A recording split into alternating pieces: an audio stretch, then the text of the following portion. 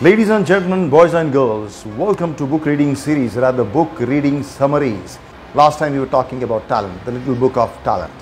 Okay, now in continuation with that, one of the very famous psychometric tests online, most of us would have experienced, would have gone through that, would have attempted for it, especially when we're getting into other countries outside India. Yeah, I have an experience of going through the psychometric test, and I think I did pretty well in this, Gallup. Yes, ladies and gentlemen, Gallups. So today, if I may pick now book reading series, Strengths Finder 2. Ladies and gentlemen, Strengths Finder 2. Yes, Strengths Finder 2. This is very close to my heart, though most of the books, especially when it comes to self-help and self-development, are very close to my heart, especially the holistic ones. So this is based on Don Clifton, father of strengths, a psychology and inventor of the Clifton Strengths Finder. Yeah, and from Gallup, Tom Rath has contributed this book, Strengths Finder 2.0. Yeah. So what this book is all about? Definitely, we are going to talk about little bit, on the 34 themes and ideas for action. Yeah. What are the strengths? So, ladies and gentlemen, boys and girls, if I may put this across very straight, that being a team player and being a manager or a boss or a leader, whatever you call it, or maybe a supervisor, yeah, or line manager, yeah, and maybe just a beginner, that it is your first job. When it comes to even an interview, when someone asks you, please mention about your strengths. So what strengths normally, usually people, the innocent souls, maybe the MBA freshers, or maybe the engineering or other grads, they talk about that. So I'm very hardworking. So I'm very hardworking. So I'm very honest. Or at the most, they may say, so I'm very good in presentation skills, or maybe coordination, so and so forth.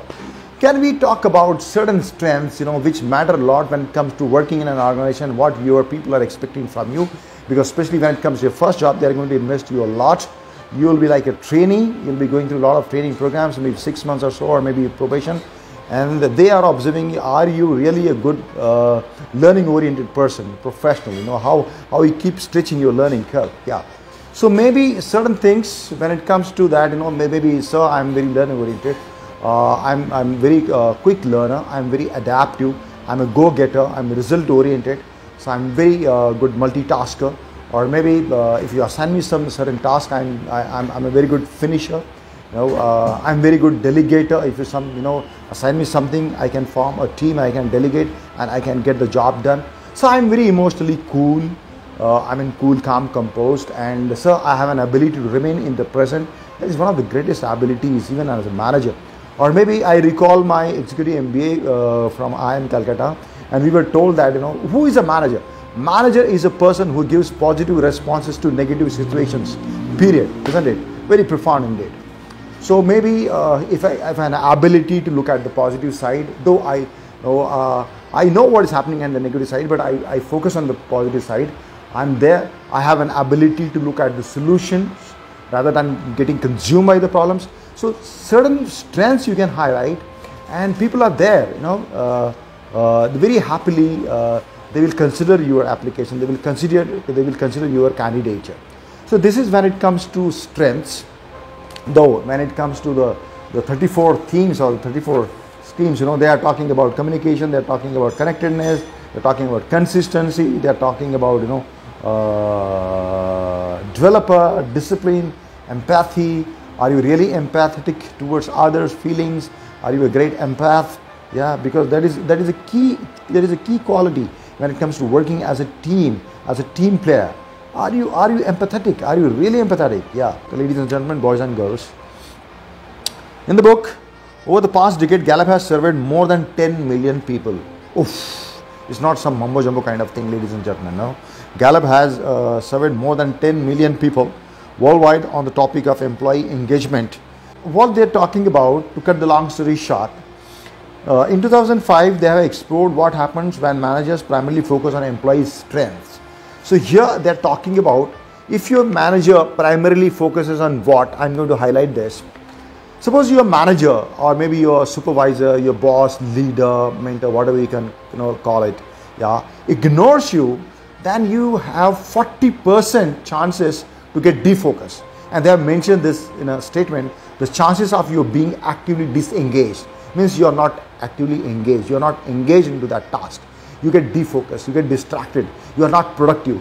So if your manager, your boss, your leader ignores you, then 40% of the time you may not be productive at your work. Yeah, and if he or she focuses on your weakness, just weakness, not strength, then the chances are 22% that you will remain defocused.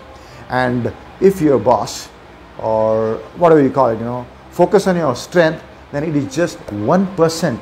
Just 1%, ladies and gentlemen, boys and girls, there is a chance that you will get defocused, you get derailed. Yeah, you will be focused 99% of the time.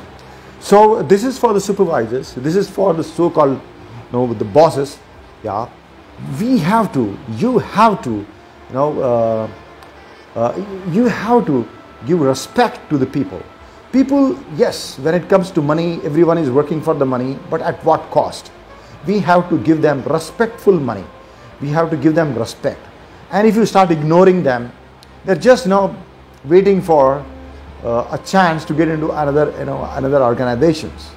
As simple as that. As we know, most of the customers, they don't complain. They just walk out. They just change the brand. They're just waiting for the good opportunity, the good time. Yeah. So you can't afford to ignore. And why people ignore? What are the common practices? My observations, and when my MBA students, when they are on job, when sometimes they discuss with me, sometimes they say, the bosses are so biased. So what are the common biases when it comes to a boss? Yeah, typical boss. Yeah, maybe a gender bias, maybe a bias related with certain community, certain culture, maybe caste, religion, or maybe certain geography, or maybe certain a certain group or certain club, certain interest areas. For example, a boss may be a little bit, a kind of, gender bias, then he will spend more of time with the female staff. And the male staff may feel, disrespected, ignored, yeah. Suppose, a whole day he is going to sit with certain female, and maybe when it comes to a very talented and very high performer person, he may spend maybe a minute or so, and sometimes, he may just ignore. You need to give respect to your people, and you need to cut all this bloody crap of being, boss, that you have the position, you have a power, so you are going to, exploit the people. No, don't do that, People are just waiting for their opportunity. People are just waiting for the chance, and the moment they get the chance, they just leave the organization. And it is very rightly said, people don't leave the organizations. Unfortunately, they leave the bosses. Yeah. So for the bosses, don't ignore your people. Don't focus on their weaknesses. Focus on their strengths. If you call yourself as a mentor, as a great leader, develop their strengths. Make them feel respected.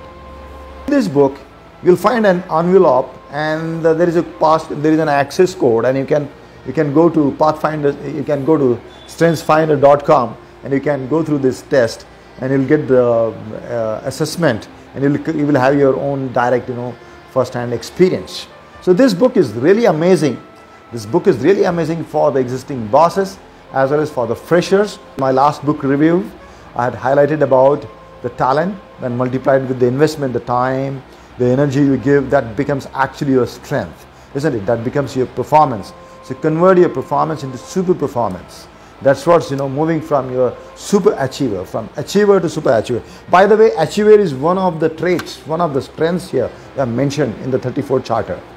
Strengths Finder 2, this book, especially to reiterate, is for the people who are getting into a first job, or maybe getting into good university for their masters. Yeah, and when they go through an interview and people ask them, please tell me something about your strengths, your SWOT analysis. Yeah, so this will really help you. And also this is equally important for so-called well-established bosses, many times when they become bloody smucks. Yeah, so for them it can be an eye-opener. Thank you very much, ladies and gentlemen, boys and girls. Bye-bye. See you.